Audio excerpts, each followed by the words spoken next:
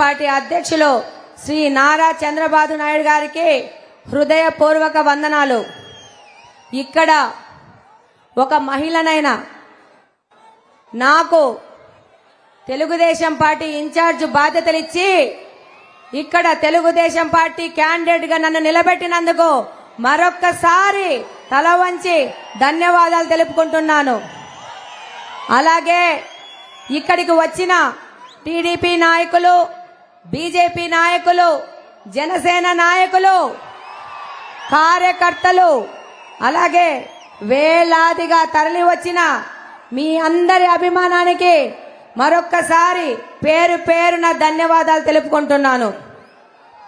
ఈరోజు మీ అందరికీ తెలుసు నారా చంద్రబాబు నాయుడు గారంటే ఎవరంటే అభివృద్ధి, భరోసా, అభివృద్ధికి బ్రాండ్ అంబాసిడర్, ఉత్తమ ఆర్థిక విధానాలతో ఉత్తమ పరిపాలన అందించడమే ఉత్తమ రాజకీయమని నమ్మిన భారతీయ రాజకీయ నాయకుల్లో మొట్టమొదటి వ్యక్తి మన నారా చంద్రబాబు నాయుడు గారు. Vision, leadership, CEO of Andhra Pradesh, big boss అంటే మన సీఎం నారా చంద్రబాబు నాయుడు గారు. ఈరోజు కడప నియోజకవర్గానికి గాని కడప జిల్లాకు గాని 14 నుంచి 19 వరకు ఎంతో సేవ చేశారు. 480 కోట్ల గండికోట జలాలని, కృష్ణా జలాలను తీసుకొచ్చారు. బుగ్గవంక 2001లో పొంగగా బాబు గారు దాని ఆధునీకరణకి నిధులు మంజూరు చేశారు గాని ఇక్కడున్న నాయకులు దాన్ని విస్మరించినారు. మళ్ళీ 2014లో ముఖ్యమంత్రి అయినాక బ్రిడ్జీలు, ప్రొటెక్షన్ వాల్స్, అప్రోచ్ రోడ్లు నిర్మించారు. అది మీ అందరికీ తెలుసు.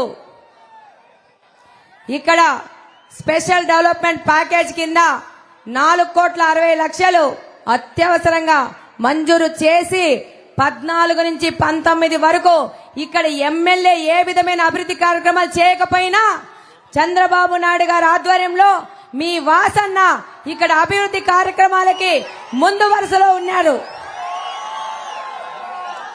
రాష్ట్రం విడిపోయాక ముస్లిం సోదరుల కోసం హజ్ హౌస్ నిర్మించినారు. అలాగనే 4,400 టిట్కో ఇల్లు నిర్మిస్తే ఈ రోజు ఈ వైసీపీ ప్రభుత్వం మన ఇల్లు మనకి పంచడానికి మనసొప్పలేదు. ఇది అన్యాయమా కాదా? ఫాతిమా కాలేజీలో సమస్య వస్తే 50 మంది విద్యార్థులకు 25 కోట్లు నిధులు మంజూరు చేసి సొంత తండ్రిలా వాళ్ళకి వేరే కాలేజీల్లో అడ్మిషన్ ఇప్పించి వాళ్ళ భవిష్యత్తును కాపాడిన మన రాష్ట్ర మంత్రి, మన తండ్రి సమానులు నారా చంద్రబాబు నాయుడు గారు.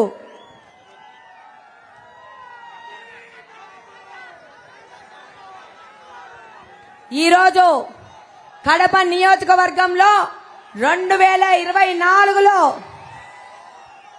ఏమ్మా గులకరాయి దెబ్బ తగిలిందా? ఈరోజు నియోజకవర్గంలో ఎన్నో సమస్యలు, ఆ సమస్యలు తాగునీటి సమస్య ఈరోజు కడప దహదహలాడుతా ఉంది. ఈ సమస్యకు పరిష్కారం మన నారా చంద్రబాబు నాయుడు గారే ఇవ్వాలా. ఈరోజు డ్రైనేజీ సమస్య, కడపని మురికి కూపంలో నెట్టేసి మన ఎమ్మెల్యే అంటారు మన కడపలో ఇరుకు రోడ్లున్నాయి, అవి అంతే అంటారు. అంతే ఉండాలా, మార్చుకోవాలా?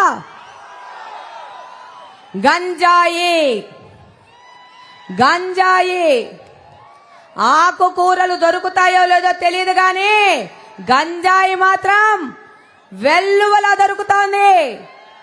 ఎవరు దీనికి కారణం? C4 ఉపాధి కల్పన 5 సంవత్సరాలు ఏ విధమైన ఉపాధి కల్పన కల్పించాడా? గట్టిగా చెప్పాలా? ఏవైనా పరిశ్రమలు కడపకు తెచ్చాడా? ఏమన్నా తెచ్చాడా? ఏమన్నా అడిగితే ఏమంటాడు? నా చేతుల్లో ఏమీ లేదు, అంతా ఎంపీ గారి చేతుల్లో ఉందంటాడు. అంటాడా లేదా? రిమ్స్ హాస్పిటల్ ని క్యాన్సర్ విభాగాన్ని ఏర్పాటు చేస్తానని హడావిడిగా ఎన్నికల డ్రామా ఎత్తినారు. ఈ రోజు మనం హాస్పిటల్లో చేరడానికి పోతే మనల్ని అడ్మిషన్ చేసుకునే వాళ్ళు లేరు. పొరపాటున అడ్మిట్ చేసుకుంటే మంచాలు లేవు. బండ మీద పండుకొని అడ్మిట్ అయితే సలైన్ ఎక్కించడానికి స్టాండులు లేవు. ఈ దానికి నారా చంద్రబాబు నాయుడు గారిని నేను ఈ సందర్భంగా విజ్ఞప్తి చేసుకుంటున్నాను. అన్నా, మీరు హైదరాబాద్ లోని నిమ్స్ హాస్పిటల్ తరహాలో రాయలసీమకు తలిమానికంగా మా రిమ్స్ హాస్పిటల్ ని తయారు చేయాలని చెప్పేసి మీకు వినయంగా కోరుకుంటున్నాను. అలాగనే ఎమర్జెన్సీ కేసెస్ వస్తే రిమ్స్ మస్తు దూరమా కాదా? రాత్రుళ్ళు పోవాలంటే మనకు ఎంతో కష్టం. బలుగు బలహీన వర్గాలకైతే ఇంకా కష్టం. ఏం చేస్తున్నాం? ప్రైవేట్ హాస్పిటల్స్కి వెళ్ళి వేల డబ్బులు పోగొట్టుకుంటున్నాం. దీనికి పరిష్కారం ఏంటి? పాత రిమ్స్ లో ఒక పిహెచ్సి నిర్మాణం చేసి ప్రజలకు అంకితం చేయాలా? బలుగు బలహీన వర్గాలకు మనము హాస్పిటల్ ని అందుబాటులో ఉంచాలని చెప్పేసి మన ప్రజల అందరి కోరిక కాదా?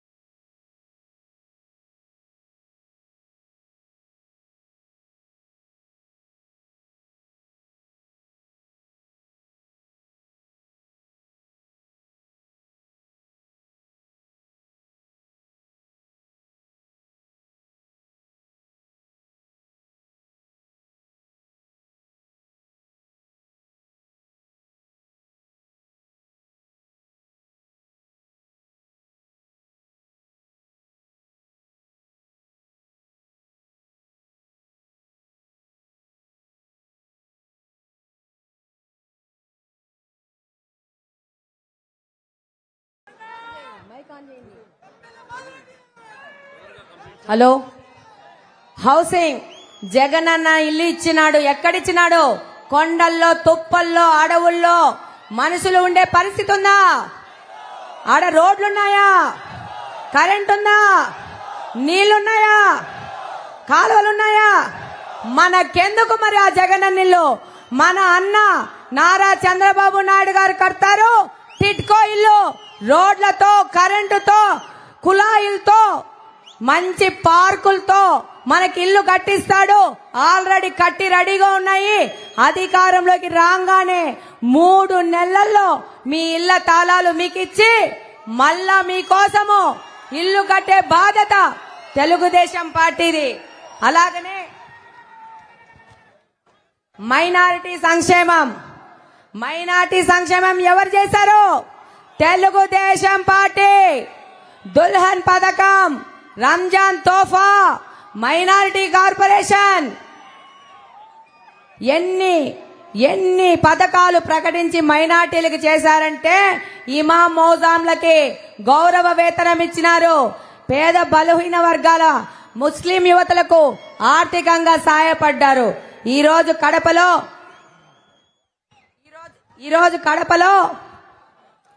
దేవుని కడపలో ట్యాంకు బండి నిర్మిస్తానని ప్రామిస్ చేసిన వాళ్ళు చక్కగా ఏసీ వేసుకొని నిద్రపోతున్నారు. ఎక్కడా మన ట్యాంకు బండి ఎక్కడా?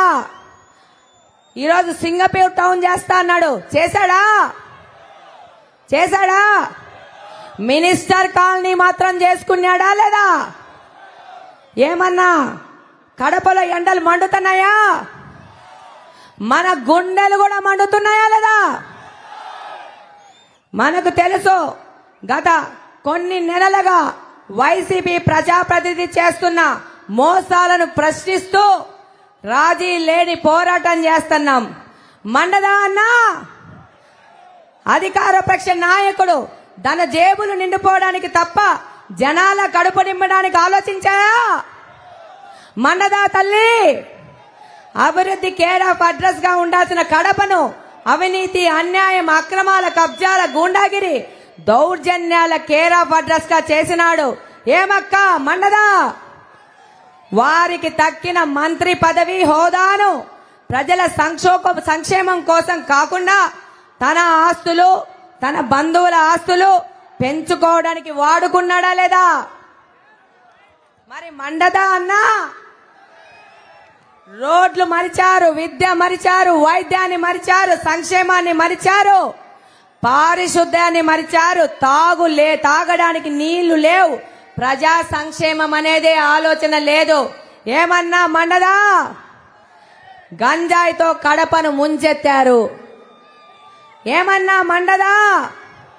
గంజాయి పెడ్లర్స్ ని అరెస్ట్ చేస్తే పులివెందల పెత్తందారు విడిపించుకొని పోతాడు. ఈరోజు మహిళల రక్షణ అనేది లేకుండా మహిళల మీద దౌర్జన్యం చేస్తున్నారు. ఏమన్నా ఎదురు తిరిగిన వాళ్ళపై కేసులు పెడితే మండదా? ప్రశ్నించిన వారిపై దాడులు చేస్తే మండదా? మహిళనని చూడకుండా అన్న రాని మాటలు అంటున్నాడు. ఏమన్నా మీకందరికి మండదా? నన్ను గంగిరెద్దు అన్నాడా? నన్ను బుడబక్కలు అన్నాడా? ఫ్లెక్సీల అన్నాడా? ఎందుకన్నాడు? మన బాబు గారి కోసం ఆయన చెప్పిన విధానంలో ప్రజల దగ్గరికి వెళ్తున్నామని, గడప గడపకి వెళ్తున్నామని అన్నాడా? ఈరోజు ఎమ్మెల్యే గారి శ్రీమతి, ఎంపీ గారి శ్రీమతి, సీఎం గారి శ్రీమతి గడప గడపకి వెళ్తున్నారు. మరి ఈ విషయంలో ఎమ్మెల్యే గారిని స్పందించమంటున్నాను.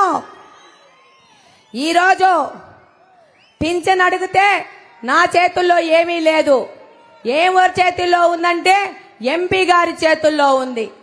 ఇంకా పింఛన్ అడిగితే ఆడోళ్ళని అపహాస్యం చేస్తూ వితంతు పింఛన్ అడిగితే ఏమంటాడో మన ఎమ్మెల్యే గారు, నీకు పింఛనీలేను గాని భర్తనిస్తానంటాడు.